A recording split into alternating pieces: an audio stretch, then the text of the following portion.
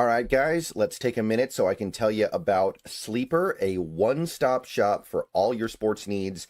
You can celebrate and chat on sports games in real time with other users. You can get the fastest scores, blazing fast sports news and sports alerts right at your fingertips. And of course, you can use Sleeper to play in fantasy leagues and win real money on picks contests. This is the way sports were meant to be enjoyed together. So download Sleeper today. Use promo code SBN to get up to a $100 match on your first deposit. And you can pair that with another promo they have right now where you can get a $20 entry free with no deposit required. So get both of those things going. Terms and conditions apply. See Sleeper's terms of use for details. Currently operational in over 25 states and growing. So check out Sleeper today. Get to it and go have some fun with sports this year. All right, everybody. Good afternoon. Welcome to the show. Coming to you a day early this week because we got some holidays going on. Honestly, I think for a lot of people, the holiday has already started. But welcome to the show regardless. The Seahawks played a game last week. They got a game this week. So we got some stuff to talk about. I am Brendan, and that is Brandon. We get together every week to do this. Brandon, how are you doing? Always good after a victory, Brendan, and especially good after what's been a really fun season watching this team. Mm-hmm. It's great to win. Everybody wants to win, but they've not been painful victories at that as well. We haven't had the heart attack Hawks at play, so I'm feeling good, man. Yeah, I think most people would agree with that. I think that most people didn't think this was going to be a spectacular year, and so far I would say that it has been. So we got 6 games left in this regular season, and then we'll see where things land for the postseason. But we got to get through these last 6 games first. We do have an interesting game coming up this weekend. But first, just to take a minute about the Titans game, not the most compelling game the Seahawks have played all year. So I know there may not be a lot to say coming out of it. But do you have any general thoughts after that particular bout?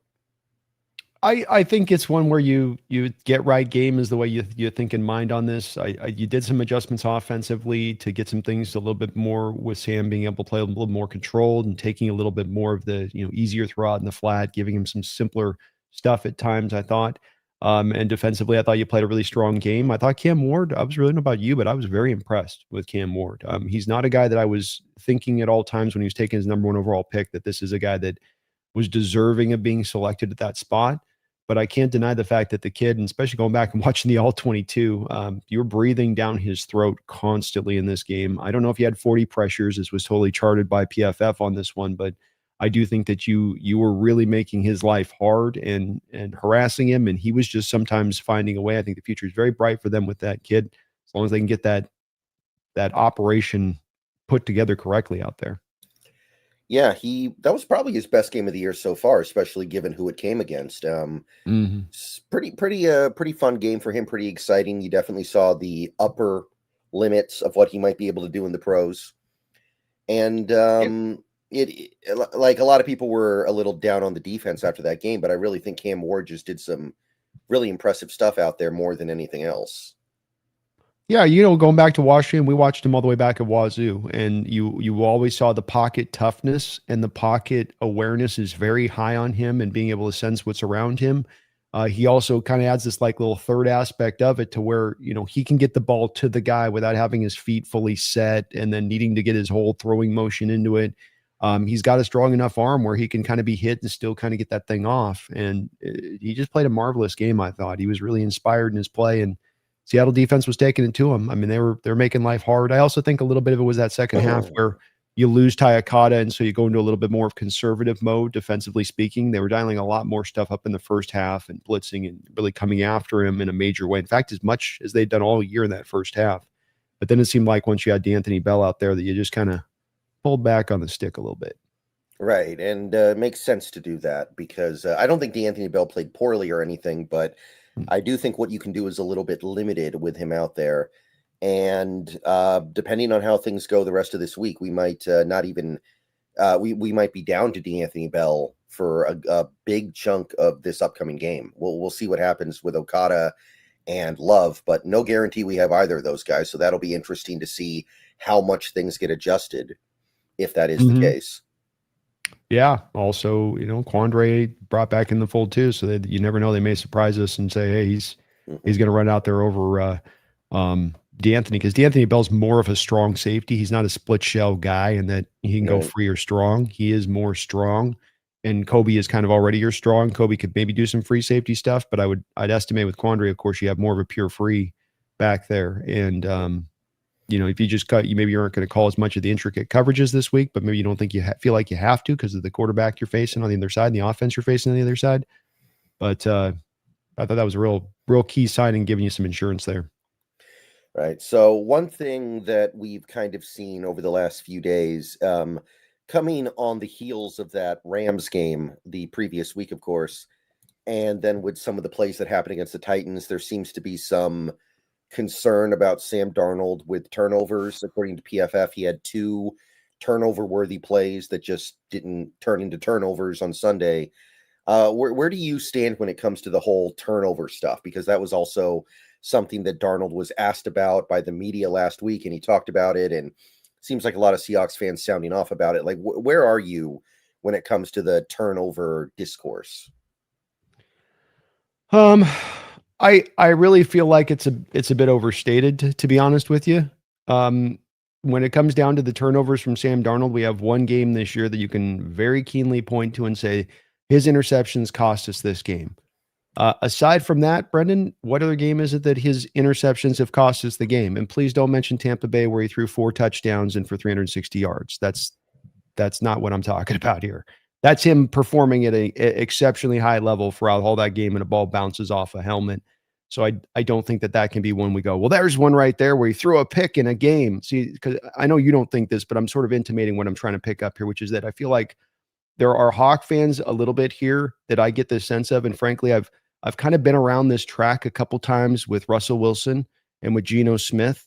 So I'm kind of aware of this that exists within the fan base. And especially when it comes to quarterbacks, it just seems like there are those fans that'll go, I don't like this guy. I don't want this guy. I want something else. And they start from this position. And then you have a guy go out there and perform better and perform well. And they're dead silent when he surprises. They're quiet as hell. Then the second that he goes out and has a Rams type performance, they come leaking out of the woodwork to crow and to congratulate themselves on being right about something that they thought they saw in the offseason. And those people may be right, Brendan. They may be proven right on this, but they walked into this thing with a bias in their establishment of it. The same kind of biases I saw with Geno Smith, the same kind of biases I saw with Russell Wilson on a different end of the scale in that way. And I think that's where, to me, I throw a lot of this kind of into the trash a little bit. It's not that you don't want a guy to, not worry about interceptions, or that to be a bit of an issue as far as what he's considering here. But I look at it as well as that Sam has not been a problem for us this year. Sam is winning us football games. Sam is playing the quarterback position at a high level. What is the benchmark, Brendan, we're expecting these quarterbacks to play at? The Stafford, Josh Allen level, and anything short of that kind of productivity is unacceptable?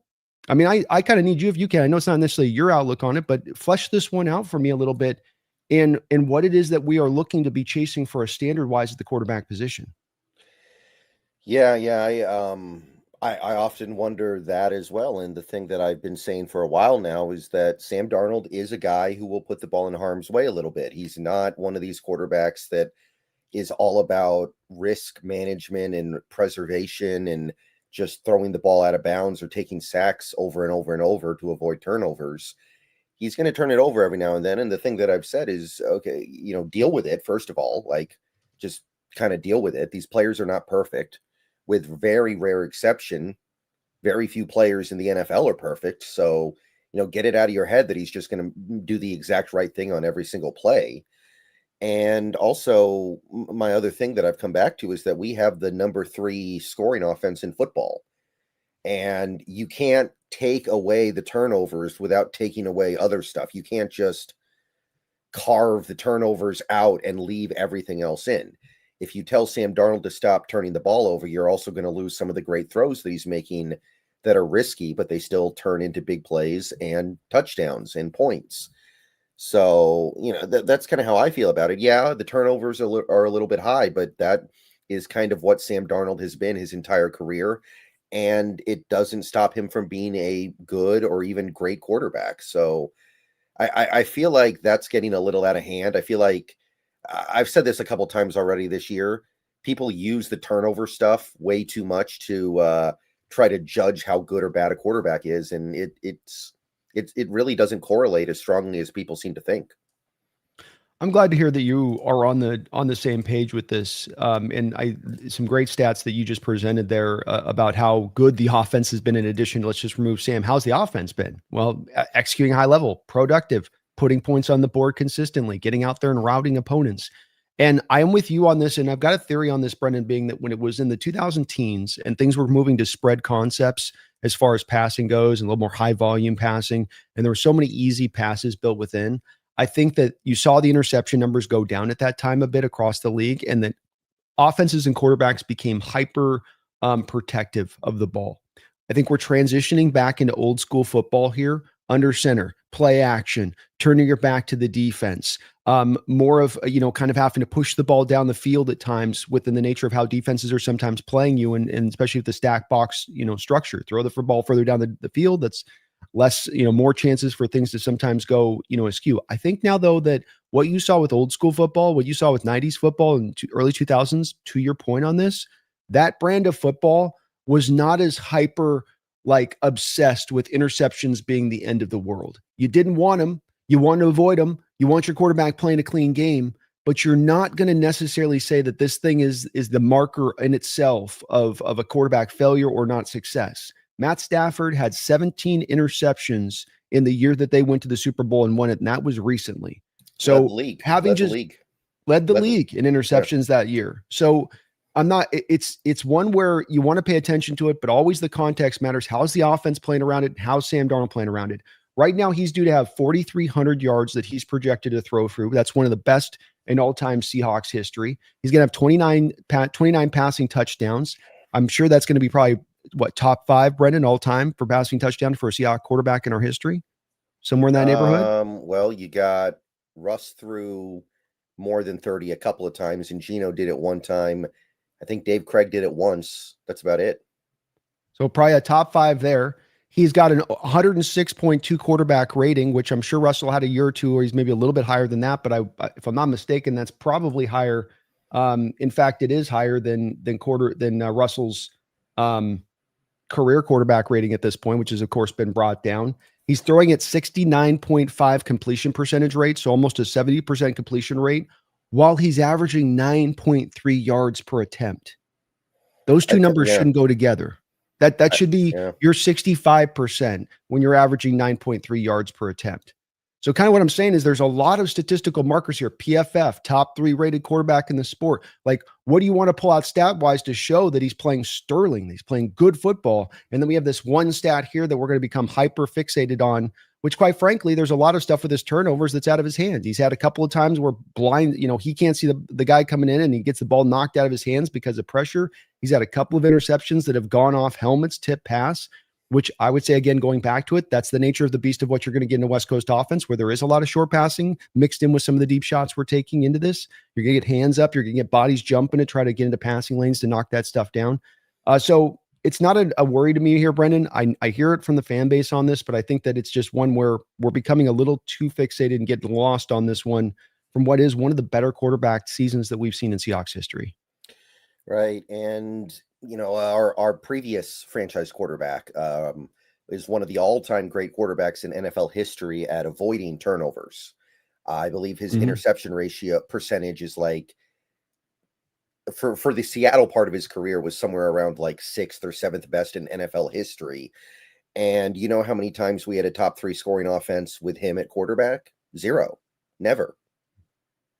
Yeah. And that's because you have two different quarterbacks that operate completely different, right? Where Russ, and part of this was Russ being influenced by Carroll. And this is Carroll, of course, in his brain and on his mind on this, but Carroll was hyper fixated on turnovers, right? He was a guy that I do not want turnovers. Don't do it. We got to avoid it. So he would instruct his quarterbacks to not necessarily throw with anticipation. That very thing that Darnold does great, we would not ask our receivers to do. Russell would like to wait for guys to break open, see them open, and then he would throw it.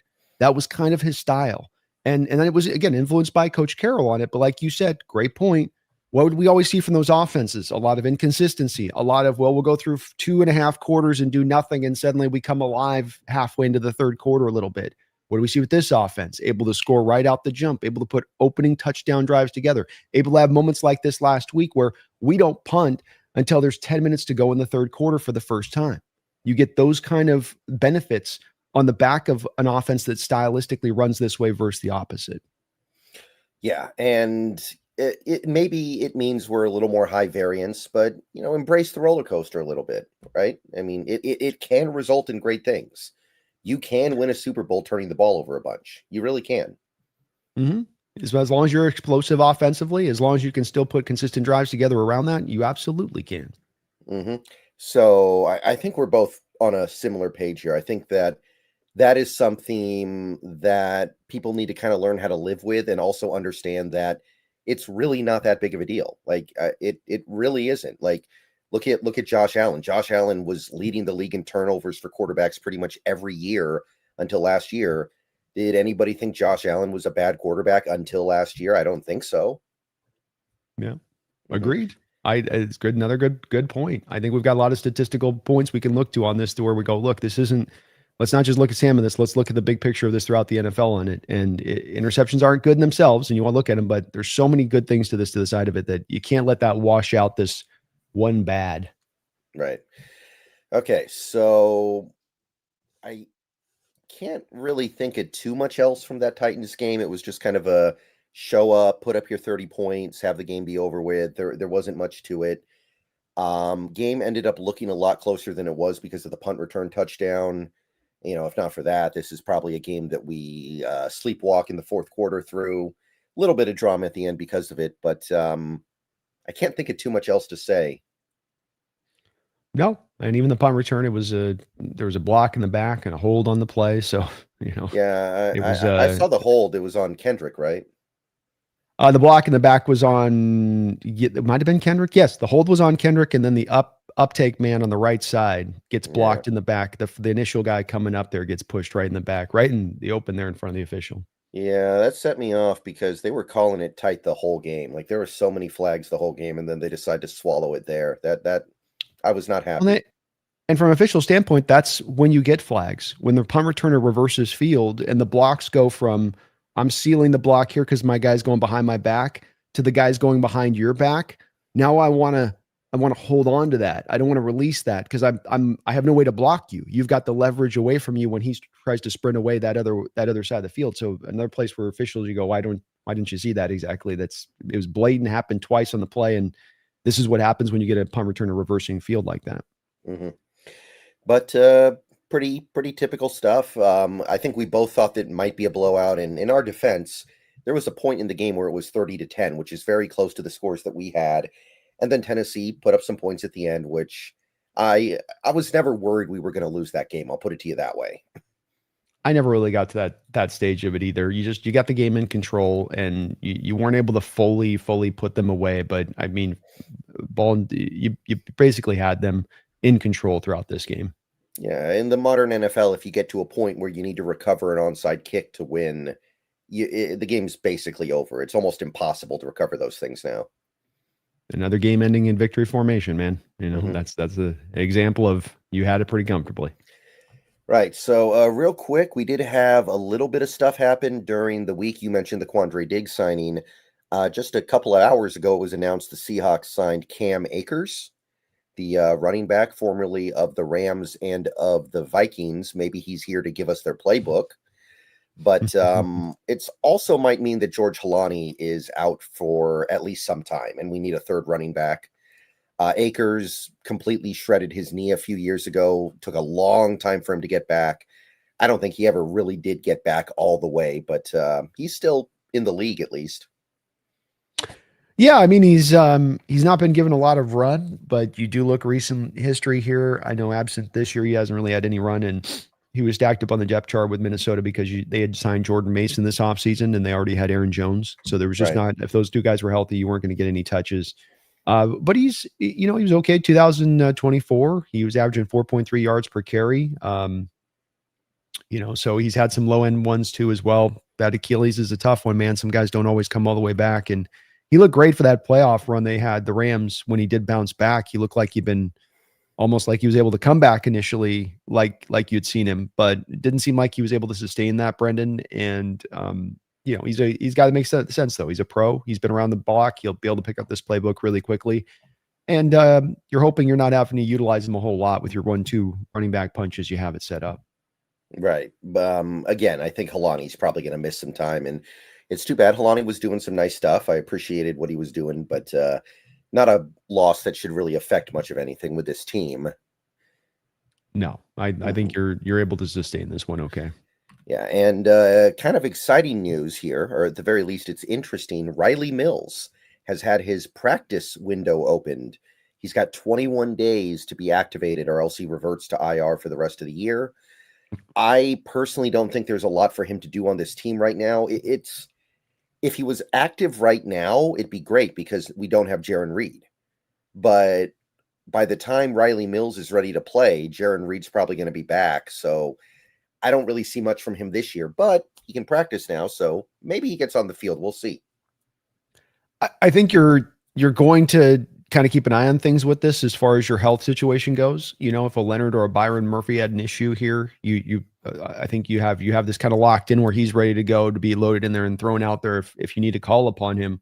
But absent that, if you maintain your health and with Jaron Reed, as you said, comes back, I think that you'll probably end up punting this one. And the real key here on this one is that you can get another year of eligibility with him as far as on this roster. You don't lose one rookie year because when they're injured all year like that, you get it, then push out their free agent year that 1 year farther. Is it worthwhile to do that for a collection of a couple of games? I can't see how the team would think so. Yeah, that's what we did with Darrell Taylor. I remember he was restricted that last year instead of unrestricted because he missed his entire rookie year. Yeah, I think that this is the ideal here, unless if you get the injury, that changes things. But if you can keep this health, Jaron's due to come back here soon. I think you just you roll with what you got on this one and call it in, unless they're seeing some monstrous like performance on the practice field from him or something. Yeah, which would surprise me given I like Riley Mills well enough, but I don't know if you've seen the chart that got posted the other day, but we are getting such a high level of play from Big Cat and Murphy. It can't be beneficial to take those guys off the field.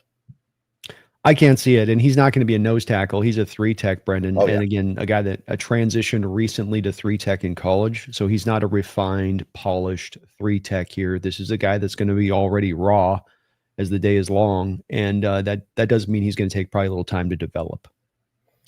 Yeah, I would be inclined to agree with that. I'm kind of looking at him as a guy to kind of come in after Jaron Reed's gone, which is probably after next year. I'm not even really thinking about him that much for next year because, again, where are the snaps going to come from? You got Murphy, you got Big Cat, you got Reed. It doesn't fit together. I agree with you. I think I'd bring all three guys back and bring Riley within the mix of that, and then he just gets his snaps where he gets his snaps at that point. And I have no issue doing that because we know we've been very beneficial. We've benefited highly from the health of how Leonard's done, and Byron Murphy's been able to be pretty healthy here through his first 2 years, but. Jaron next year is going to be another year older, and he's already gotten injuries this year. So, you're likely to probably next year lose one of the guys and then call upon him. But have the 4. Don't do what some teams do where they'll have the 3. They lose 1, and then they just got the 2. And then if anything happens to the 2, they're pulling their pockets inside out, Brendan, going, we don't got anything else. And in the NFL, you should try to build your depth as much as you can legitimately, not just build your depth with names, but guys that you go, hey, that's a guy that we had as a top 50 grade now that can be inserted in the lineup the second that we lose Jaron Reed. Right. And in fairness, I do think we're kind of in that spot right now where we have our top 3 on the defensive line. And like, who is the number 4? Is it Mike Morris? Is it Quentin Bohanna? It's not great behind those 3. So I would like to have more depth, but I don't think Mills is going to go out there and be better than what Mike Morris or Brandon Peely can give you. I don't think so either, especially rookie, especially coming off the ACL injury like he was. So it's just all the more reason with that reinforcement of depth that you have in there that there's not many snaps to be had. The guys in there might be a little bit better with where they're at, with Morris being now here in this league for a couple of years and a chance to develop. And he's not going to be able to nose tackle it. Some people have mentioned me, well, Riley Mills, he's not a nose tackle, folks. Right. This guy is a pure 3-tech, pure. Yeah, that is he needs about 30 pounds to be a nose tackle, maybe, I would say. And Yeah. even then, I weight's not everything. I don't think he could even. He's already thrown on 30 pounds to transition from defensive end to defensive tackle. I don't think you could throw Hmm. another 15 pounds on him. I mean, that's partly, I think, how he tore his ACL in the first place is that extra weight that he was adding onto that body that year. All right, so I think that's about it for this week of news. So you want to just go ahead and flip things forward to the Minnesota Vikings? Let's do it. All right, so I had a lot of things I was planning to say in this show, but it looks like some of it's going to have to get thrown out here because we're not getting JJ McCarthy, nor are we getting nine either. We are getting not even Carson Wentz. It looks like we are down to the third string quarterback in Minnesota, fourth string if you count JJ McCarthy, and nine as being two different entities, which I like to pretend that they are. We are down to Max Brosmer, undrafted rookie free agent from Minnesota. Only had one real year of experience in Minnesota, by the way. He's played a little bit this year. He played in the preseason, but how are we going to get ready for Max Brosmer this weekend? Because the early word is that McCarthy is not going to be ready to go. So it looks like this is our guy. Don't know exactly what we're going to get in him. Watching some of his preseason tape today a little bit before the show to try to get a little bit of an idea of him. He's got a very quick trigger. Ball gets up and out. There's not really a lot of wind up to what he does. He had some pretty good performance in preseason, I would say. It wasn't spectacular, but he made some really good throws where he did throw with anticipation and he fit some tight throws into some small windows. So, you may have a little bit of something here with him on that, but it's a rookie and starting his first start here, undrafted. As we often learn with these guys, there's a reason they go undrafted. And you never know because there's always we just don't know. Never, guy might be feeling it in the mode and like, hey, I'm getting my chance. Let's go with it. But I think all things considered, you're going to be playing him at home. Mike McDonald last week had a rookie quarterback, and he did what you should do to rookie quarterbacks. It used to be what drove us crazy at times back to Carol Ayers, where he wouldn't, dial up the heat and make things uncomfortable for him at the line of scrimmage. And when he has to look at pre-snap wise to make an evaluation of who is coming, who isn't coming, where do I got to go to here, and then flipping the script on him post snap over and over and over again. I would look to do that this week. And I think Max is going to be in for a really long day against this Mike McDonald defense. Yeah, that is the main thing to come back to here. I know that there are still Seattle fans out there that have PTSD with these backup quarterbacks, but it's a new era, and that kind of stuff really should not be happening. I will say there isn't exactly a lot of tape on him. I will admit that. So that could be an element at play here. I think that even if you want to go back to his college tape, there's not that much of it because he was only really a 1 year starter over there. But He's at New Hampshire for a couple of years too. Yeah, that barely even feels like football though at that point. That's true. Yeah, are you sure it wasn't like lacrosse or something and then they just like said it was football? He was a two-sport athlete. It was lacrosse, golf, and three-sport actually. And a little bit of football in there mixed in. But I did actually scout him a little bit last year for the draft. He gets the ball out pretty quickly. He's got a slightly better arm than you would expect, I think, given the fact that he's not that big. He seems like he's pretty good at reading coverages, and I like the way he goes through his reads. There are some like pro quarterback aspects there. But his arm is certainly not great. I don't even know if it's good. It's just okay. Not really mobile, panics under pressure, accuracy comes and goes, doesn't throw well on the move, doesn't throw well under pressure, none of that. So if you do what you've been doing all year and you get a lot of pressure on this quarterback, I don't think there's a lot that he can do. I guess the question is, how much worse can you be from what JJ McCarthy had been giving you? Because I mean, we're excited to play against Max Brosmer, I think, but let's face it, we were pretty excited to play JJ McCarthy as well, based on what we had seen. So, what do you think McCarthy brings that Brosmer's not going to be able to bring? He's got mobility and a stronger arm, though I think McCarthy's arm has been overstated and was especially overstated around draft season as far as how strong it really was. So that he is a more talented player. There's a reason you have one guy taking the top 10 versus this other guy who is undrafted. But to your point with where McCarthy was playing, and look, if folks, if you've been following us around draft season, this is why you want to follow us to draft season, because we'll give you the goods on guys, and we're going to tend to be pretty right on this stuff down the line. Not right every time, but right quite a bit. And we've been pretty good on our hit rate with quarterbacks. I don't think, Brendan, you were very big on McCarthy either, if I'm not mistaken. Yeah, I had him as a third rounder. I Yeah. didn't really get it. I just kept asking the question, if Spencer Rattler was on that Michigan team instead of McCarthy, would they have still won the national championship? And I think the answer is yes. And then I was like, well, what if you put JJ McCarthy on the South Carolina team that Spencer Rattler was on? They Mm. win like 3 games, and he probably gets hurt by game 5. Yeah, I think that's a great point, and I think it would play out that exact way if you were to switch those guys up in that manner. Just he was a one of those quarterbacks, and we've been through this process enough to see these guys get artificially elevated. I think we're going to see 2 more quarterbacks in this next draft that's going to have the same thing going on with them, and you just don't want to be the team to do that. Don't get caught up in post season hype. It all starts to where their stock starts to elevate the further we get away from the season. Just it's like, don't forget the season.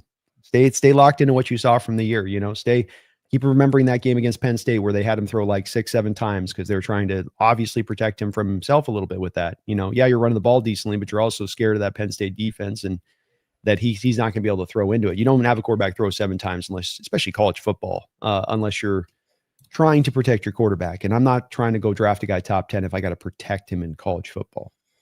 Yeah, that will always be one of the more bizarre ones to me. It's not the first time we've seen a quarterback just suddenly get elevated at the very end of the evaluation process for reasons that Mm-hmm. don't make a lot of sense. Like, I remember Ryan Tannehill, but Ryan Tannehill tested insanely good. It kind of made sense in a weird way that happened.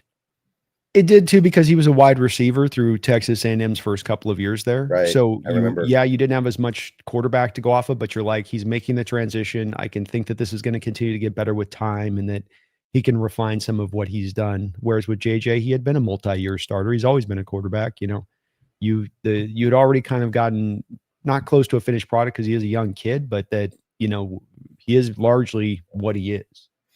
Yeah, and I remember Jay Cutler. That was the big one when I was a little kid. Jay Cutler kind of boosting his draft stock out of nowhere to go in the top 15, but he had the ridiculously good arm. So that kind of made Mm-hmm. sense too. McCarthy one, I have a hard time understanding that one. That one was a little bit beyond my comprehension.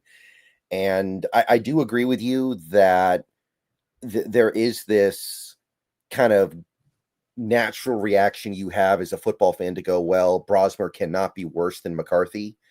But uh, that NFL arm thing that you were talking about, that weighs heavy. Like the ability to at least threaten that, hey, I might be able to go down the field here. I might be able to go take the top off versus a guy like Brosmer who can't. He just doesn't have the arm for it.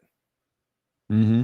Yeah, there's certain throws that you just don't worry about with him because you go, I just don't think he can make that throw across way over here on this side. So you take away the stuff that he does want to do, with it. It's part of why I always say arm strength and processing are my 1-2 punch of things that I'm looking for with a quarterback prospect, because if you don't have either of the two or you're missing either of the two, you really do feel that from that quarterback on that field, snap in and snap out, throw in and throw out.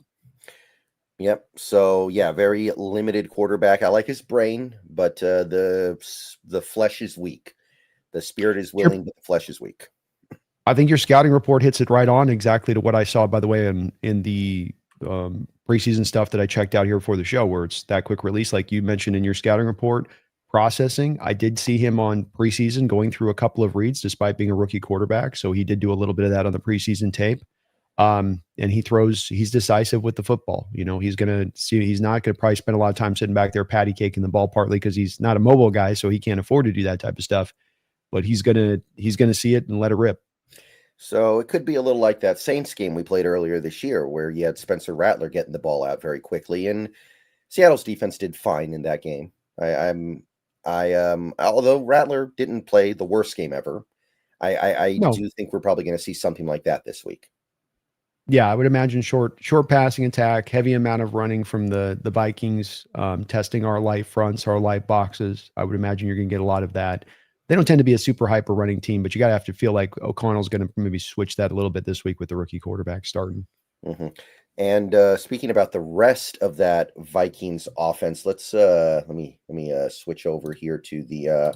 You put this together throughout the week. You want to Mhm. talk through what you got here on these Vikings offensive guys, keeping in mind a lot of this stuff may not really be applicable because it's Max Brosmer, but it's all we got. It's all we got, man. It's all we got. So I think that this does tell you a pretty clear tale here, Brendan, about where Seattle's going to be able to have some inroads on this. The pressure rate for the Vikings is 23rd in the NFL right now. So and that's on the bad side of it. They are, what you do track on this though, is that you notice they're 22nd in having a low blitz rate against them. So high pressure, low blitz rate. Why are you able to get that done then? Front four is getting it done. This is benefits from Seattle, right? Because we tend to like to run the front four. So that's in our Yeah. favor. But of course, too, it's also McCarthy there and Carson Wentz before him, 26th with time to throw at 2.9 seconds. So in the bottom of the barrel as far as holding onto the ball a long period of time. Another thing that does not set up well for the Seahawks defense, because the Seahawks defense generates a lot of pressure, but they tend to take a little bit of time to generate it. So if you're a guy that holds the ball a long period of time in the pocket from a quarterback position, that's not going to work out well. Like you said, though, some of this maybe you have to toss out because with a guy like Brosmer, he might be more really putting it at the forefront this week. The coach is hammering into his head, get the ball out, get the ball out, get the ball out. Cannot hold on to the ball. Hmm. 15th in average target separation with Jordan Addison and what's the other guy? I'm freaking Jettis. spacing his name. Jay Jettis. JJS, Justin Jefferson. So they're not, it's incredible separation, especially Hawkinson in there as well, middle of the road. Ninth in play action. This is going to be a big key in this game where I think they're going to attack our light boxes and then they're going to do a lot of play action stuff off the back of that. And that's going to be a challenge for us, especially if we do struggle at all to stop that run game from the Vikings. 27th in yak, so they're not giving you a lot after the catch. This is another thing that fits well to our defense, which at times we've had some issues with tackling after the catch and allowing catches to be extended. So them not being particularly good at it, it works in our favor pretty well. Base light box at the 25th highest rate in the NFL. What do we like to do, Brendan? Light boxes. So This is what teams are doing. They're finding success, leans right into what we like to do.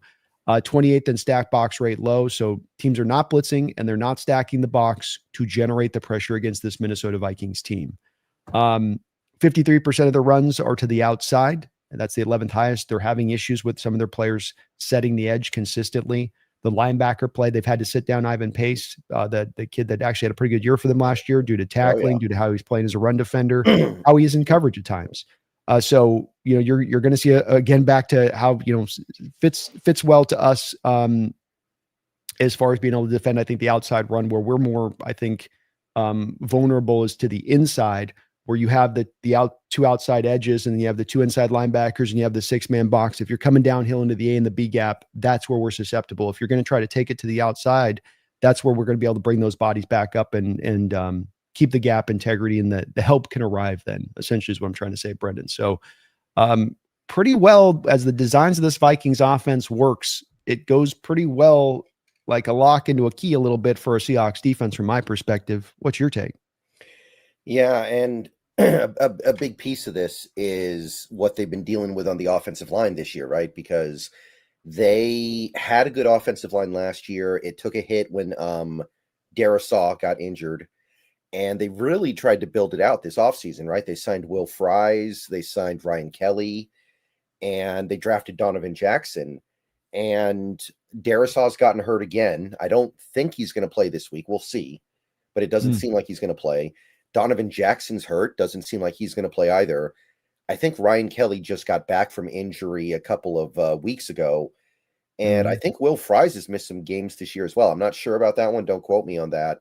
But they have been incredibly beat up front. And it has been about as bad as it was at the end of the year for the Vikings in 2024. So that's been a big part of them not being able to do the things that they typically do. But it's kind of almost in many ways a bland offense. There's which is very surprising for a Kevin O'Connell offense, but it feels very bland to me. Yeah, it doesn't feel dynamic. It doesn't feel explosive. It doesn't feel dangerous. It just and it has felt like that under O'Connell. To your point, at times, it is an injury. You point out that's really the base here. They do have the talent. It is a capable crew. Clark coming back now. He's been solid for them since coming back from the concussion. Freeze has played good for them when the injuries haven't popped up there for him. So, even Donovan Jackson when he's been there has been good and solid for them. They can't keep them all healthy at the same time. I think they've had like 2 series with all of them healthy this year or something like that. And Hmm. it's going to probably play another factor in this game again, which you never like to see from a Minnesota fan perspective because you're already rocking Brosmer out there. Yeah, it's I think Addison's regressed as well. He doesn't seem like he's uh, I don't know, it doesn't seem like he's the guy that it looked like he was going to be after the last couple of years. He seems pretty just kind of okay to me. A little bit. I think some of this is the quarterback play holding back that offense so heavily and pass protection with it, and that the receivers are the ones who kind of pay the price on that to the back end of this. And I, I, I'm not sure. You might be right on that. I'm not sure just because those other factors at the front of this that are definitely skewing this a little bit. Right. So, what else is there really to say? They don't run the ball very well this year, I've noticed. Aaron Jones has not been that effective. Hawkinson doesn't seem like he's what he used to be either. I think that injury he had, I want to say last year, apparently I read somewhere it's something that might kind of derail his whole career. Jeez. So that could be really unfortunate because he's people forget how talented he is. He was a top 10 overall pick, I think, right? Yeah, no, or he was if he's not top 10, he was right in that area of a very highly selected tight end and where it was taken at. And Hmm. I'll tell you, Brendan, I think that one of those golden rule of thumbs that we should apply as an organization to the draft that I'm a big in favor of is at this point, I don't know if it's ever smart to take a tight end in the first round with the miss rate of those guys that get taken in there and versus the hit rate that you see in the second round at times with some of the success stories that we've had in the second round tight ends. I just don't know if it's smart to do so. I think you end up getting caught up with some of these like physical measurable stuff with these guys. Like all of them, it seems like when you backtrack, it's like they all got the wonderful physical measurables that end up blowing you away, but it almost gets you lost in the fact that maybe they're not a particularly great football player, when it's all said and done. Yeah, I think we got But to again, with like, Hawkinson, maybe some of this is injury too. yeah, I think it's the injury thing really because apparently the thing he had to deal with, I think it was last year, is something that could affect his entire life. Like it's never going to totally go away. It's kind of like I think Joe Namath had the knee injury in Alabama, and he just had to get Hmm. shots for it for the rest of his life. Yeah. And Yeah. there are a lot of Alabama fans that claim that Namath would have been the greatest of all time if not for the knee. Like they think he would have been what Johnny Unitas was. Yeah, he shredded his knee. So and that was before they could do the ACL repairs. They just basically like put some ice on it and get back out there kind of thing. And then you keep playing on it and then you don't have it ever heal. And then it gets worse and worse and worse. Marino kind of had the same sort of thing with his lower legs. You watch Marino, like when he first walks into the lower legs, kind of thin. By the end, those things were tree trunks by the end of his career, with like 15 different pieces of equipment coming off the knee and Yeah. it was pretty next level. But yeah, Hmm. it's tough, man. How would you defend Jefferson in this game? Would you have Woolen follow him, or would you just live with whatever happens naturally? No, I would probably run this pretty straight up defensively where, I tend to have one guy on one side of the field, another guy, Witherspoon over, and I think it's Witherspoon to the right side of the field, Woolen over to the left side is how you've tended to run this. And what I would do as a defense is I would run a lot of stack boxes and simulated pressures, but I would probably peel out of that a little bit of the actual blitzing. I'd blitz early on like we did last week and then kind of dial it back as the game goes along, but stay committed to the stack boxes and then just keep falling back into cover two. It doesn't have to be cover two with the two safeties. As we've seen with Seattle, it can sometimes be cover two with one of the safeties and one of the corners becomes the cover two guy. But every time you're getting the help up over the top and kind of removing that at the same point in time, selectively take some risks in this game and getting after Brosmer. And because you don't feel like his arm can attack, maybe Jefferson get open deep. Doesn't mean Brosmer can hit it deep if he Hmm. does. And same thing with Addison. And I think I'd like to see the challenge of, it's like a shooter in basketball where you're not sure if he can actually shoot. You stand off of him a couple steps and you're like, take a shot. Let's see if you can hit it. Yeah. Let me see if you can hit it if we're dialing up a little bit of pressure in this game. I think offensively we'll get our share of points. Offensively we'll move the ball. So we can have a little bit of room for error in this one in that way, I think. You don't have to go crazy town with it, but it showed last week that you take these rookies and you throw all that heat up at the line of scrimmage and you give them all that stuff to process prior to the snap. You've got their heads swirling post snap. Yeah, I like it. I don't think we need to go crazy here. I don't think there's any reason why. Don't need to put more stuff on film for other teams. So just play it normal and see if Brosmer can even make NFL throws. Maybe he can't. I mean, Yeah. we do see guys who cannot make NFL throws sneak into the NFL every now and then, and maybe Brosmer will end up being like that. Minnesota fans are saying they want to get a look at him. They've got some optimism for him. I think some of that's born out of the fact that he played for Minnesota last year in college, where that's always going to endear you to the local fans a little bit. But we'll see what we get with him, man. I do think that you're going to be able to take it to them and that this matchup works really heavily in their favor with offensively where the Vikings are at right now, despite all the talent that they have on that team.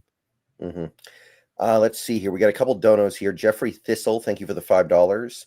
It's not just Sam. The entire team needs to prove they can beat contenders. Not convinced we can beat the Niners or Rams down the stretch. Well, we will get to find out with those two teams specifically, so that's kind of nice.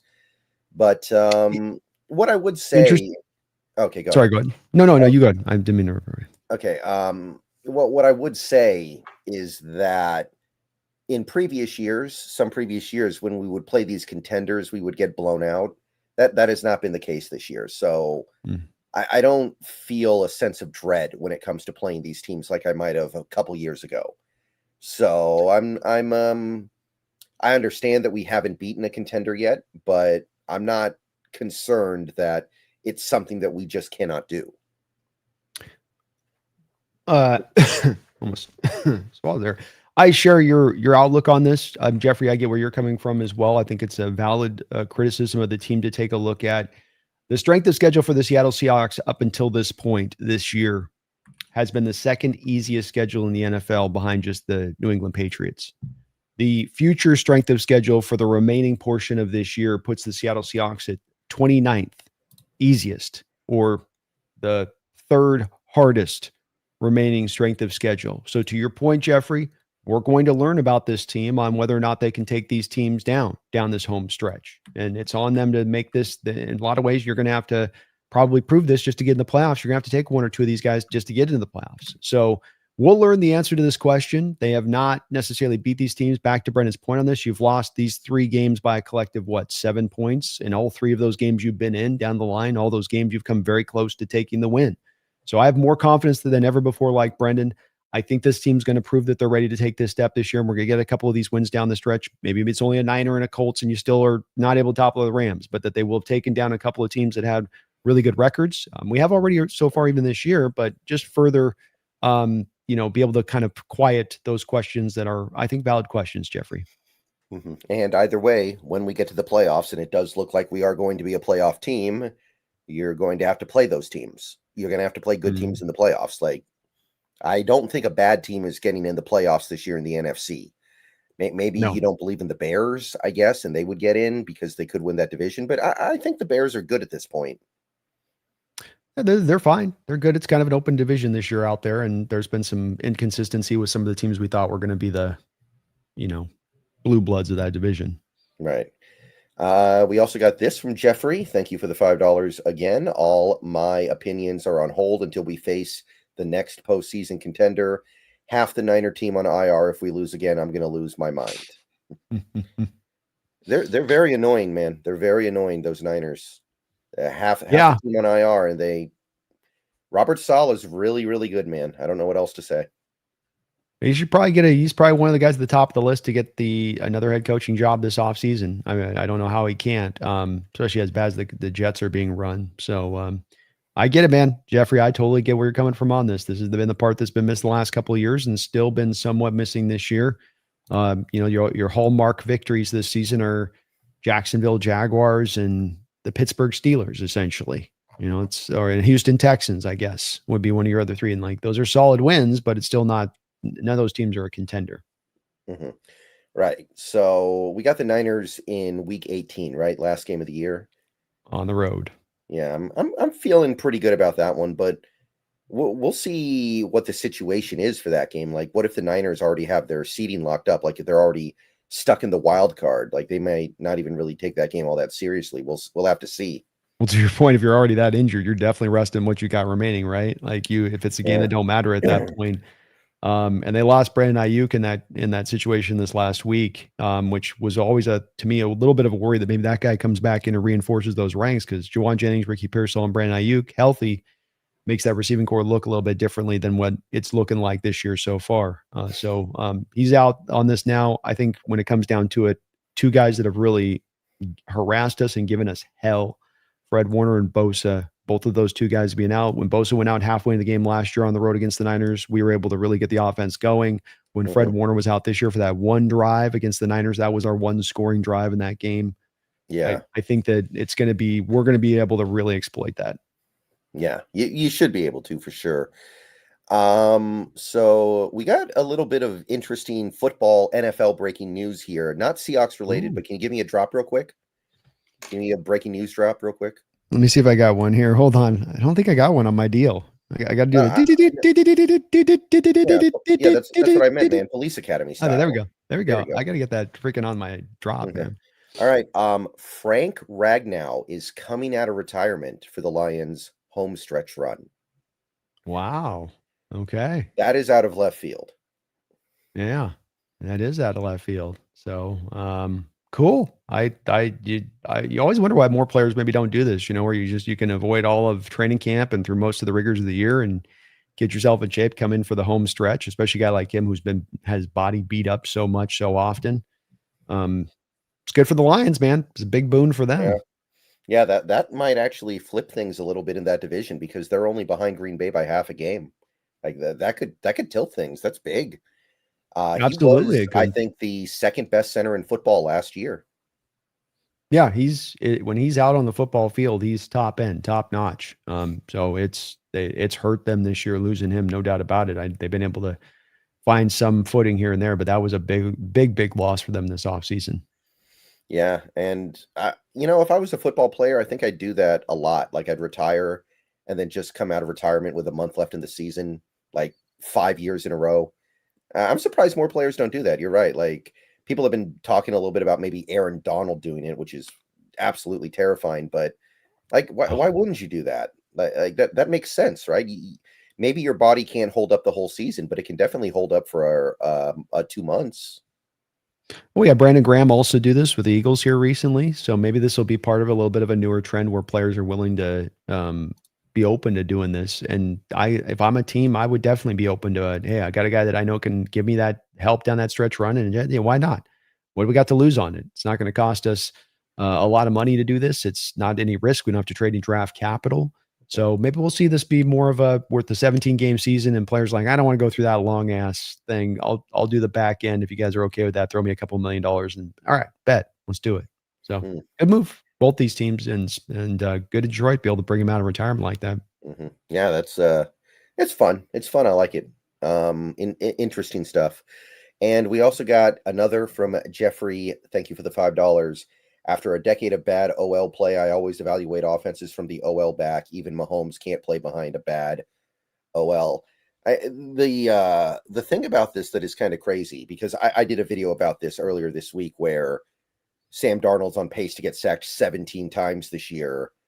And that would be by far the best any Seattle team has ever done in terms of sack per or pass attempts per sack. Like even the Walter Jones offensive lines never came close to what we're going to do this year. And it's in 4 out of 5 spots, the same players that we had last year. And it just goes to show you how important the Kubiak factor is here. Like Kubiak, what he's been able to do with, by and large, the same offensive linemen that Grubb and Waldron couldn't really get anything out of in this regard anyway, it really goes to show you how good a job he is doing. It does. It's a good point on your part, because as well, this is one of those things that's not stat trackable, right? And what I mean by that is, how many times in the game are we probably benefiting offensive line wise from the play action, or everything looks like a run prior to the snap, and then you have a defensive lineman, for instance, having to hold the line first to make sure it's not a run two gap, what he needs to do within that. And then he gets to his pass rush, and then that's a little bit extra late. That's a beat late versus a guy, what we've seen those prior offenses that were like, I know it's pass, and I got my ears pinned all the way back, and I am launching off this line of scrimmage like a bat out of hell. And there's no stat to track that within how an offensive play caller is keeping that defense at bay, with both that on the balance of your play calling, with on how your formations look similar snap after snap, and you make it look the same. This run play looks exactly like this pass play, and you're not going to know the difference, and you're going to have to guess post snap. You don't get to have this built-in feature like those prior offenses had, where you know all day long what's coming. You know when it's run, you know when it's pass. You're seeing indicators all over the place offensively wise. And then the second part of this too is that there's a big part of this, even though they're taking shots down the field and getting those plays, that's happening at times out of max protect. That's not happening out of you spreading everything out and having like bare minimum pass protectors and then Sam out on an island. You're getting in the protection to let those long developing plays set up. You're mixing it in with the short passing attack, which then gets the ball quickly out of the quarterback's hand, which is another thing that I think was missing all too often with the Waldron and Grubb offenses of the prior regime, and that they were just too much of the holding the ball, asking the quarterback to just sit there and patty cake that thing. And our time to throw this year, Brendan, is down probably, I think, a good 0.2, 0.5 versus where it's been in the prior even 3 or 4 years under both of the two last quarterbacks. And that might not sound like a lot, but it is 0.2 seconds. And it doesn't sound like much, but it really is. It's significant. It's a significance between this having 40 sacks on a year and ending up with 20 sacks on the year, quite frankly, to a degree. I mean, some of this is the other stuff I just talked about too, Brendan, but it's all of that. And to your point, this is the benefit of having a capable NFL ready-made offensive coordinator. Mm-hmm. Right. And let's see, we got one more super chat here. Kraken Smack, thank you for the $2. Cam Akers to Seattle, I heard, should be good. Well, hopefully he doesn't have to play, to be perfectly honest. Like, hopefully he gets on the field maybe twice the whole game. Like, that would be preferable, honestly. Yeah, he's a vet crack. He's a guy that had some tremendous quickness coming out of, I think it was Florida State. Just really nice feet. Coming out of Florida State, there was a lot of sort of that Dalvin Cook, James Cook kind of pace to his running style. I think he's had to become more of a little bit of a grinder since the Achilles injury, and a little bit more of I'm going to fight and scratch a little bit to get what yards I can get. Not quite the same level of quickness he once had, but a functional player who should be able to come in and get acclimated in the offense really fast. And if you do have to call upon him, should be able to execute. Mm-hmm. Mm-hmm. But probably do a little bit on special teams. I think that's how Halani got hurt, right? He was on special teams, if I recall. I think so. Yeah, that sounds right. Okay.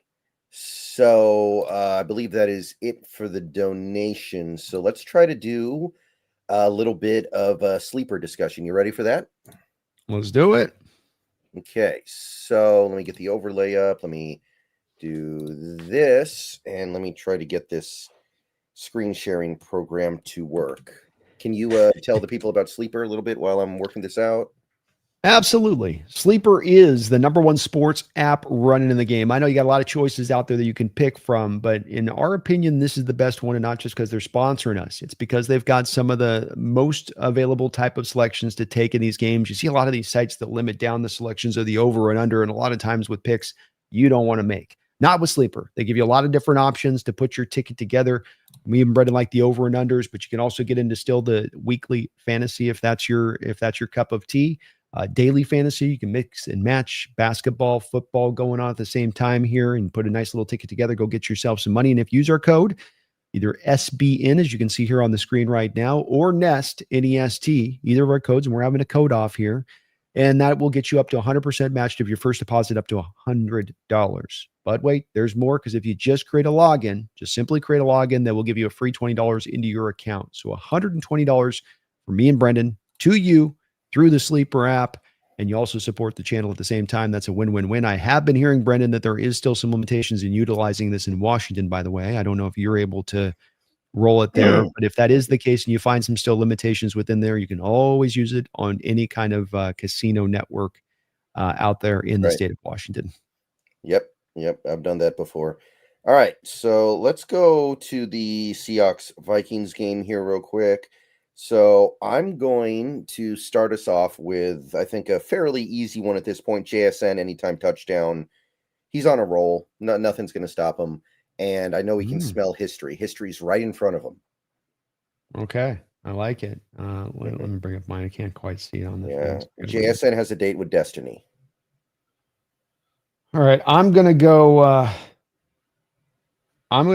with Kenneth Walker over 67.5 yards.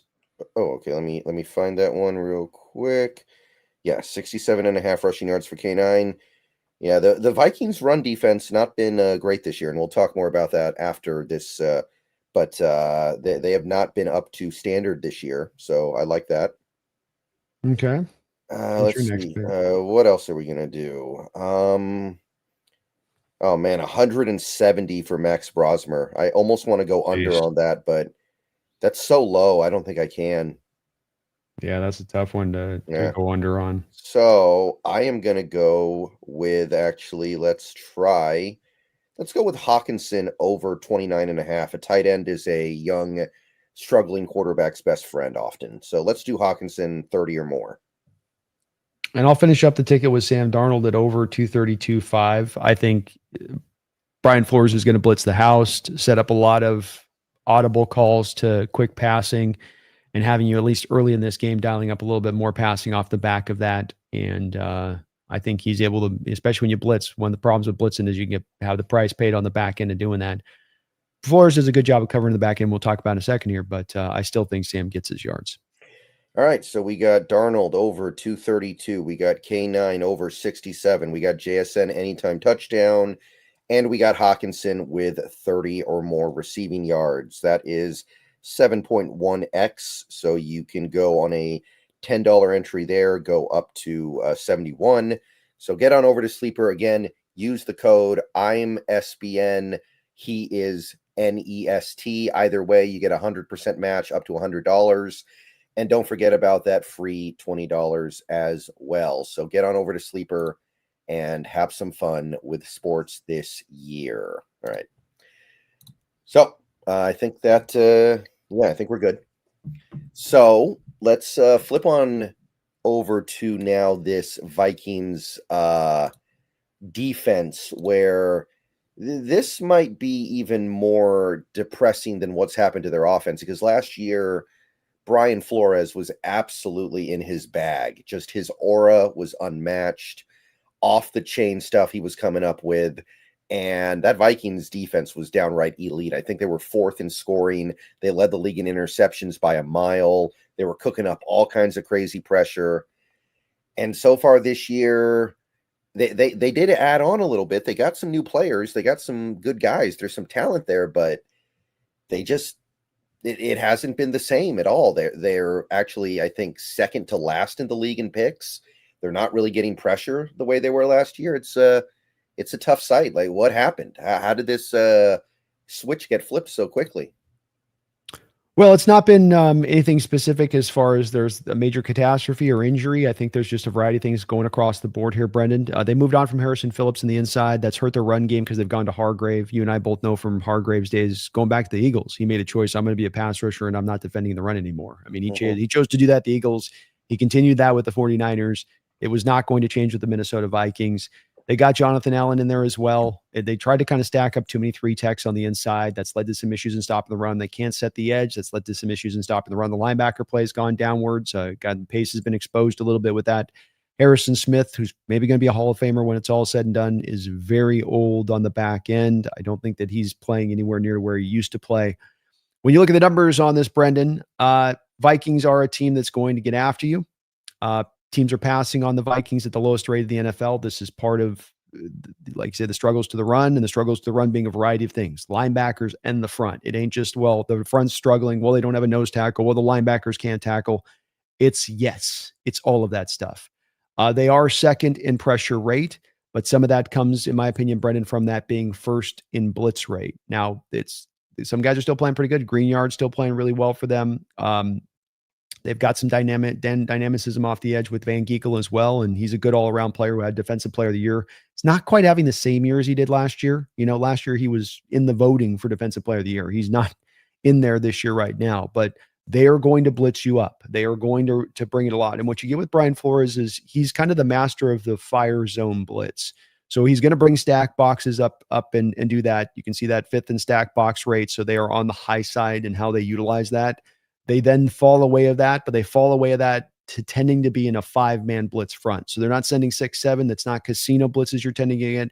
It's the 5-man blitz. And like with McDonald, there's a lot of at times trying to then clean up to deep off the back of that. But every defense is then going to choose holes within it from that. Short and intermediate type throws are the ones that, by and large, I think are going to be there for Sam. He's got to recognize the blitz and then throw into the hot route read of the blitz.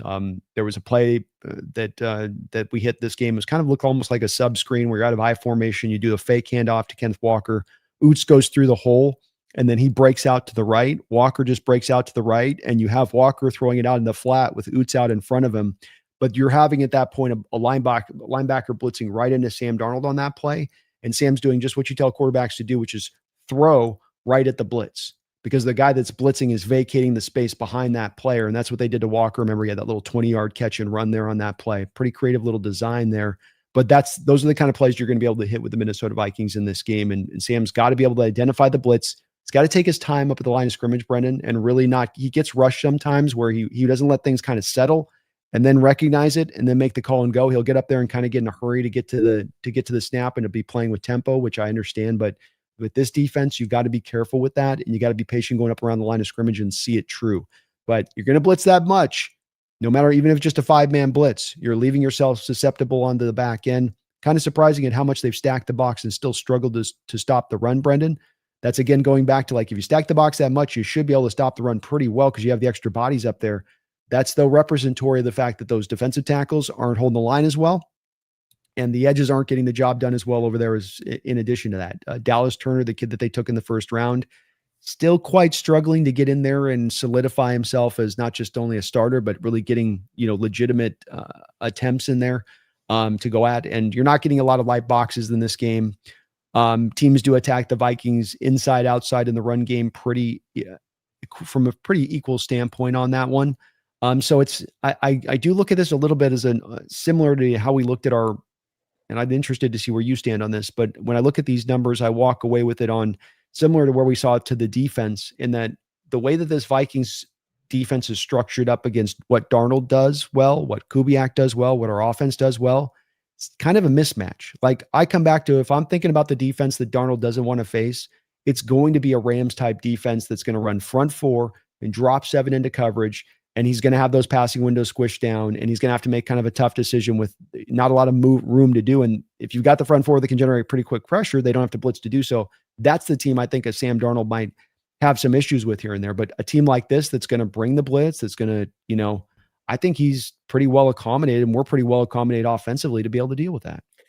Yeah, I was going to say, if you're talking about a team that's going to stack the box constantly, that's the kind of defense that Darnold has kind of punished all season, right? Like, these teams stack the box because they don't think JSN's a true number 1 receiver, and they constantly pay for it. The teams that have done well have tended to be the teams that don't stack the box. So you have that, and then you say they don't even stop the run well even with that. It's kind of a Sam Darnold's dream to play a team like this.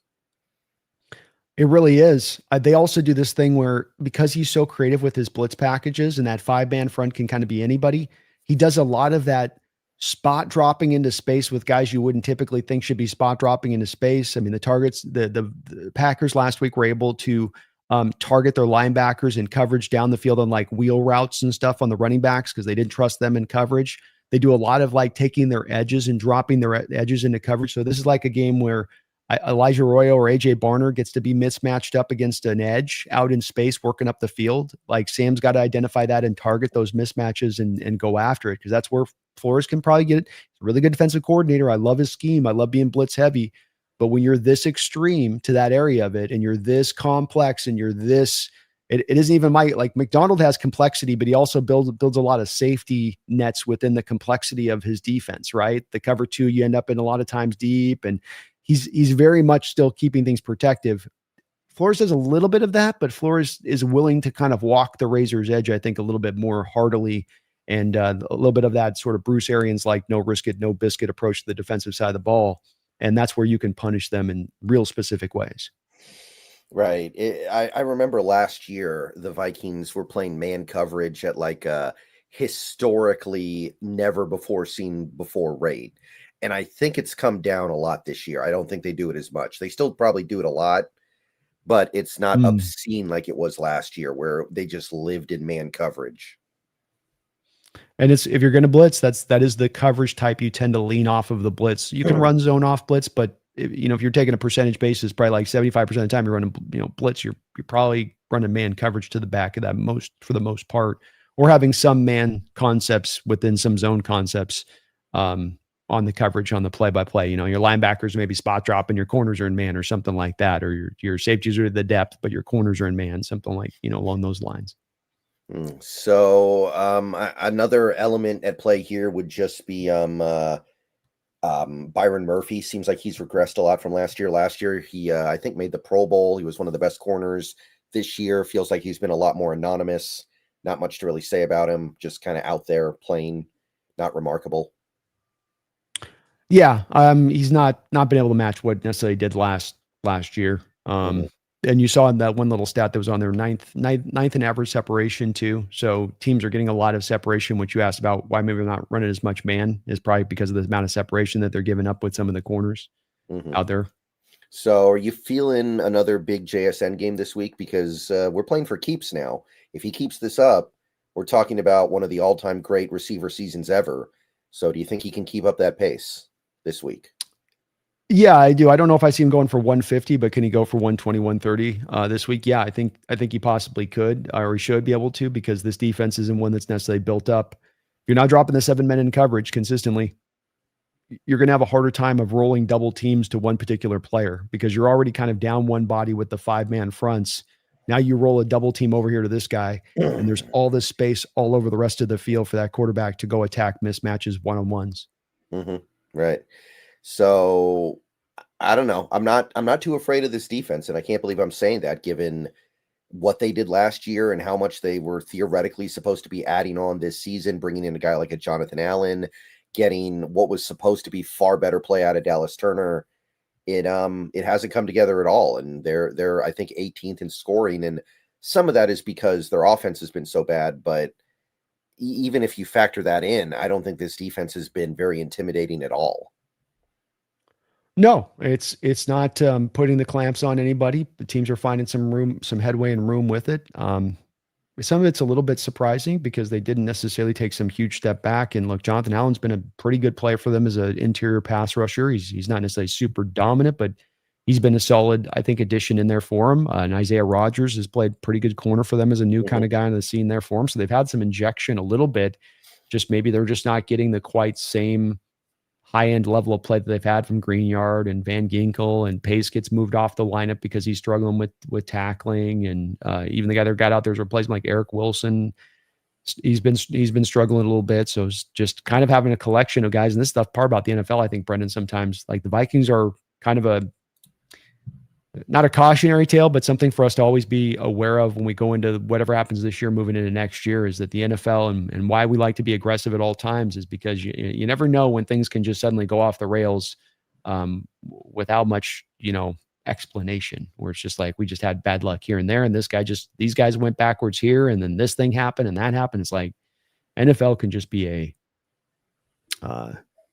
just a heartbreaker of a sport in that way. Because the Vikings, I think, made a lot of smart moves this offseason. And even that offensive line that's been beat up, Brendan, has been good when it's been healthy. So it's like conceptually they weren't wrong.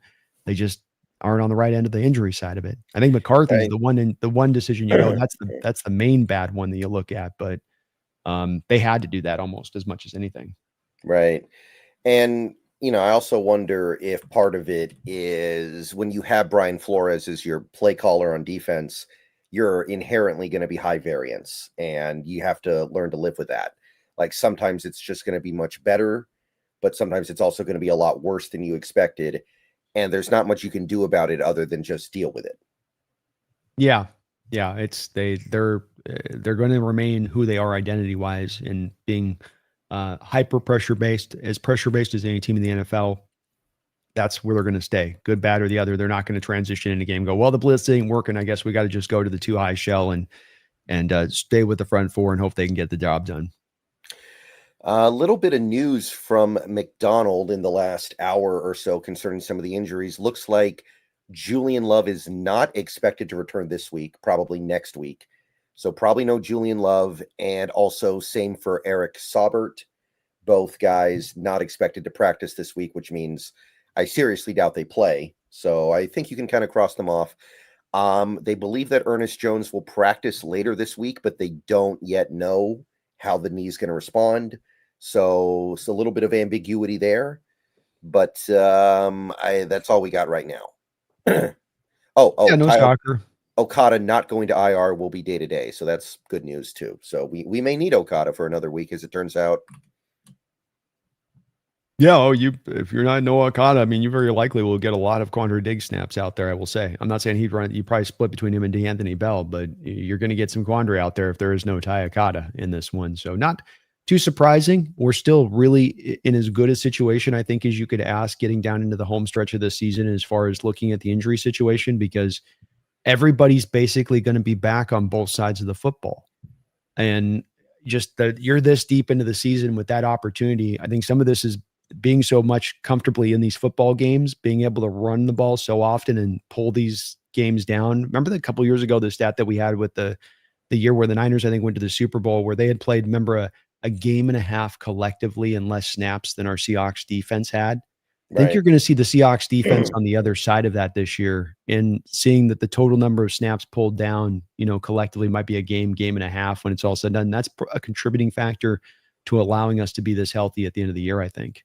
Yeah, it's kind of like the year we won the Super Bowl, where a lot of people got hurt, but pretty much everybody was back for the end of the year. Like, I think KJ Wright got hurt that year, but he was back for the Super Bowl. Percy Harvin, of course, that was kind of the big one. 3 guys on the offensive line missed time that year, and they all were back by the end. The only guy who was injured and done for the year was Sidney Rice. So it's kind of coming together in a very similar way this year. Like, none of these guys are expected to be out for the season. No, and they're all pretty much due to be returning back very, very soon. It's not like we're waiting for a long period of time. I think Horton's the longest one we're gonna have to wait for here, but everybody comes back into the ranks, and this is a big important part of you making a run at the end of the season. Is playing your best ball, team coming together, everything continuing to improve, but also that you're able to maintain your health. Because just remember back the Niner playoff game a couple of years ago, Jonathan Abrams was out there for you at safety. You had no Kenneth Walker into, I think, that second half. You had an offensive line that was decimated. You had a defense that was beat up all over the place. It's a place you walk in playoffs and you're in the playoffs, but you're spent, shot, nothing left in the tank. Right. So in fact, have we had a single season ending injury yet this year? I'm thinking about it. I don't think so. I mean, McIntosh, right? Like, right. You've had a couple of those, like I think a low end one here or there, but nothing of anything of major variety. Right. And even if we had Horton right now, all he'd be doing is running cardio. I don't think he'd get the ball thrown his way, but maybe once every game. Like, there's just not a lot he can do right now. Yeah, I think that they're being really conservative with him because the Shaheed addition and Bobo coming back and being healthy, and White being able to hold out there and do what he's doing. They're serving roles, even if it's just being run blockers at times as wide receivers. And then you're going, look, if you didn't have those guys, is Horton on the IR? Probably not. He's probably out there playing on this leg. But because you're afforded this depth, the benefit of having the depth too is that you can let guys get fully healthy. You let Julian Love fully get that hamstring all the way cleared out. When you bring him back, he's good to go, and there's no questions. Where other teams who might be going, man, we're desperate. We got to get that guy out there. Then you get him out there, and then out goes the back of the leg, and you didn't give him enough time to get it going. And so they're being very conservative with these injuries, on top of being very in a good place as far as the injuries go. Yeah, and again, this is one of the big reasons why we did win our Super Bowl 12 years ago. Everybody was back in time for the big games. That's right. Dogzilla, thank you for the $2. Brosmer's backup Wolford is a Hawks killer. Yeah, I saw this. So John Wolford is probably the backup quarterback on Sunday because Wentz and McCarthy are both out. We got him twice. We got him twice, dog. We got him. We got him at home. We beat him at home. One of the few Hmm. times we taken down McVay when he was starting that one game, and then we got him. We knocked him out of the playoff game when he was starting for him. Of Yeah, but the course, we Rams. probably shouldn't have knocked him out of the playoff game because then would have gotten to play him instead of Goff in that game. Yeah, I was really excited when that happened because everyone was saying, "Oh, Goff's thumb doesn't work," and I was like, "There's no way we're losing at home to a quarterback that has a thumb that doesn't work, right? Like, give me a break." Goff pulled in a hell of a tough performance that day coming off the bench, man. We also Yeah, kind of gave it to him with some of what we did with our process too, but um, he yeah, definitely he definitely came in there and balled out. yeah. And I remember the next week the Rams played the Packers, and the Rams lost. But Goff actually, according to the advanced stats, played the best game of his career in terms Mm. of making like tight window throws. And that ended up being the last game of his Rams career because he got traded that offseason. I always thought that's kind of cold. The guy plays an incredible game in Lambeau Field where it's freezing cold, his thumb doesn't work, and he's throwing fireballs. And then that's the last game he plays for you before you trade him. I was always like, man, that's got to hurt. That relationship went sideways really quickly between him and McVay made that determination of not good enough. One can only wonder what it was or where he determined that to be. Was it the Patriots Super Bowl, for instance, where he was like, "My quarterback's holding us back"? I don't know, but it definitely he went when he made that determination. It's part of what makes McVay a great coach is that when he makes a decision on something, he's not taking a long time to get there. They make it, they go, they stay aggressive, and as I always say in the NFL, aggression tends to be rewarded. Hmm. All right. So I don't think there's anything really left to talk about with regards to this game. We talked about the offense. We talked about the defense. I don't know much about the Vikings special teams. I can't really speak to that. They got the old Alabama kicker at kicker. He's been pretty good for them so far, I guess, but can't really speak too much to anything else. I think that they're pretty much middle of the road, neither super great, neither, you know, bad. Mhm. They're functional, I would say, as a team when it comes to special teams. I was checking out their let's see where their grade is here just to make sure I'm not They here actually we have a go. pretty bad average start to their drives offensively and defensively. Pretty far down. So, like, according to the PFF ranks, Seahawks have the third best. Well, they got the best. They're number one right now. So PFF Really? has them as the number one special teams. I wouldn't have thought that seeing off of tape, but they've got them as the highest graded special teams unit in football. Seattle is the third highest graded special teams unit, according to for whatever you want to take that from with PFF. Of course, I think some of this, Brendan, is whenever I don't know if you ever look at the PFF scores for special teams grades. That's always one I look at and I go, I don't know how they determine what they're determining here on this. Like Yeah, it's there's some stuff that I think is in their blind spot, like yeah. fullback stuff. There are so few fullbacks in the league. I wonder how they really grade fullback play because they've been grading Oots very poorly this year.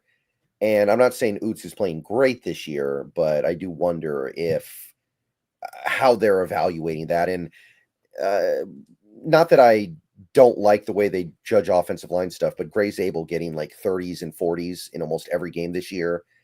And then he got like a 60 for this game, which I thought was his worst game of the year against Tennessee.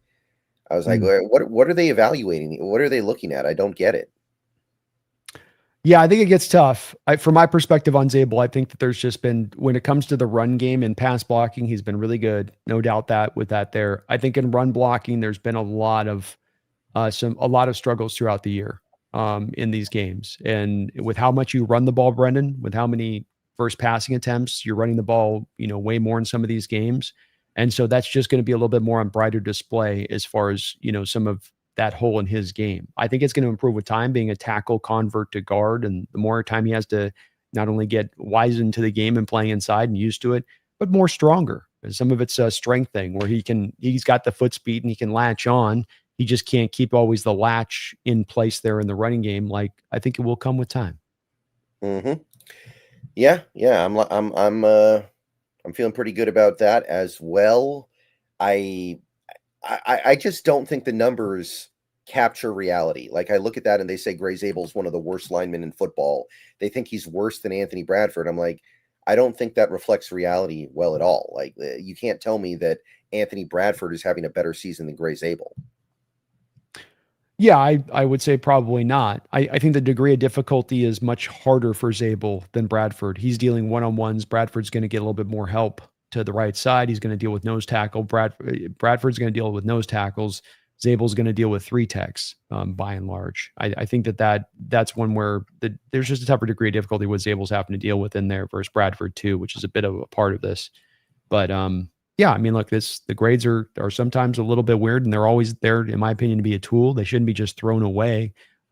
They should be a tool. But you put them in addition to what you see from the tape, and you match the eyes to the grades. And when you do that, it does tend to align for me for the most part. There are outliers here, but I feel like sometimes with PFF, this stuff gets overstated on how off they are.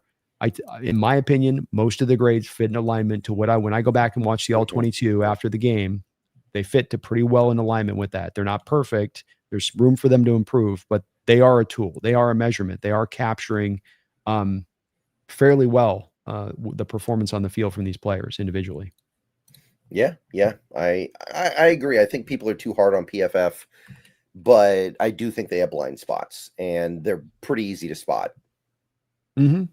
Yeah, and that's why you got to take that measure of it can't be the end all be all on the grade in that way. But at the same time, all 32 NFL teams are utilizing PFF in every way. It's not just snap counts and alignments, and that's what they're using PFF for. They're also taking into account with these grades, not as an end all be all determinant, but as an additional data piece to the rest of what they're trying to do to make their evaluations on these players to determine whether extend or trade or part of the core into the future. Mm-hmm. So I think we said everything that needs to be said. So let's get some picks down, and that'll do it. So I think it's going to be kind of a sleepy game. I don't think we're going to whip them. I think we have the capacity to, but I think it's going to be kind of a 24-10 type game where we control it, but I'm not going too crazy this week. Yeah, I do think you control it. I'm pretty much right along in alignment with you. I think Brosmer's gonna have a hard time scoring on this defense. I think you'll find your share of consistent drives, especially early on in this game. I think it'll probably fit to somewhat of what we've seen from some of these games this year so far, where you're able to just get out ahead of them. Maybe not a super amount, but a decent amount, then kind of close it out in the third quarter. I got 27-10, so I also see only 10 points being scored here. 27 for the Seahawks. I think you're going to have some headway here. And it just comes down to those same factors we talked about with offense and defense, being that this particular matchup, football is a matchup-based sport. This matchup of our defense against that offense, this defense against our particular offense, I don't think it's a good matchup for the Vikings on either side of the football. Yeah, definitely. I really like this matchup. It's the exact opposite of last year, where I hated the thought of Brian Flores going up against Ryan Grubb. To me, that was just death. Oh yeah. Oh yeah. It's wild because we have a lot of the same, for the most part, somewhat of the same personnel we're trotting absent Gino. But I agree with you. It's wildly different. Not only the confidence coming in this game, but to know that you feel like your team's got the answers to be able to deal with what Flores is going to throw at their face. Right. And the same goes for the other side of the ball as well, going from Darnold, who was good last year, to probably Brosmer. It's a world of difference. Sam was a big and it wasn't he threw a ton of pass. He was throwing 45 passes in that game, but he made some big time throws in that game to help them win that. I mean, he really helped them carry that forward. They didn't just like the other parts of the team wanted, and Sam just kind of just barely did his part, and they got the win off of it. It was him making some really big throws in that game. Let's face it, part of what had Mike McDonald on board with bringing him in this offseason was some of that performance against his defense. Mm-hmm. Right. That might have been Darnold's best game of the second half of the year, because the second half of the year was where the offensive line got banged up and life was not coming to him so easy in that second half. And that was probably the best game that he played in that second half post Darisaw injury. Yeah, I think that's certainly is definitely fair on that, because those offensive line injuries stacked up as the year kept going along. Right about that Rams game, it started to kick off. Right. All right, guys. So we got a holiday tomorrow. We got a lot of football tomorrow. We got another game on Friday. So we're getting to that time of year where there's football almost every day. It feels like they just find a way to keep stacking games, which has its upsides and downsides, of course. But have a great holiday weekend to everybody who celebrates. Please do out there. Yeah, I'm gonna be celebrating it tomorrow. Brandon, you got something planned? Got family set for the family, so yeah, we'll be Hmm. doing our Thanksgiving here. I'm looking forward to it. Yeah, all right. So everybody out there, have a good Thanksgiving and have a good Seahawks game on Sunday. Things are getting real. Things are getting serious now. Another couple of wins, and this team will basically have at least a playoff spot on lock. And if we can pile it up over these next 2 weeks against very beatable opponents, we're gonna be we're gonna be in a good spot, people. So buckle up for it. It's gonna be a fun stretch run. And don't forget, go Hawks. Go Hawks.